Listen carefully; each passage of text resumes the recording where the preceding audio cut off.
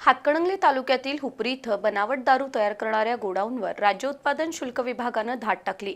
या कारवाईत 26 लाख रुपयांच्या साहित्यासह तिघांना ताब्यात घेण्यात आलं। या कारवाईमुळे हुपरी परिसरात खळबळ उडाली आहे। दरम्यान 6 महिन्यांपासून राजरोसपणे रस्त्यालगतच बनावट दारू तयार करणाऱ्यांकडे हुपरी पोलिसांचं लक्ष कसं गेलं नाही असा प्रश्न नागरिक विचारतायत।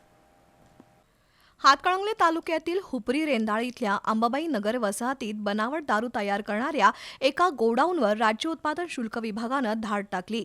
या कारवाईत विविध कंपन्यांचे स्टिकर लावण्यात आलेले बनावट दारूचे बॉक्स, दारू तयार करण्यासाठी लागणारं स्पिरिट अशा साहित्यासह सुमारे 26 लाख रुपये किमतीचा साठा जप्त करण्यात आला। या कारवाईची व्याप्ती मोठी असल्यानं राज्य उत्पादन शुल्क विभागाच्या जिल्हा अधीक्षकांसह जिल्ह्यातील सर्व अधिकारी आणि कर्मचारी या ठिकाणी दिवसभर ठाण मांडून होते।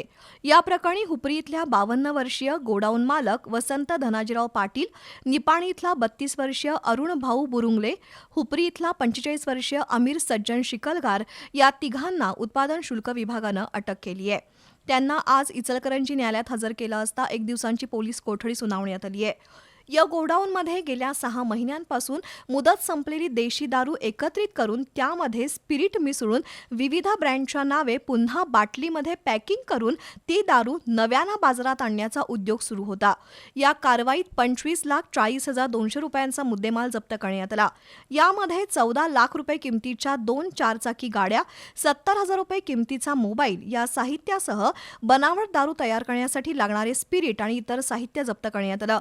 दरम्यान हुपरी रेंदाळ या मुख्य रस्त्यावर गेल्या 6 महिन्यांपासून वसंत पाटील याच्या गोडाऊनमध्ये इतक्या मोठ्या प्रमाणात बनावट दारू तयार करत असताना हुपरी पोलीस काय करत होते असे प्रश्न उपस्थित होत आहेत।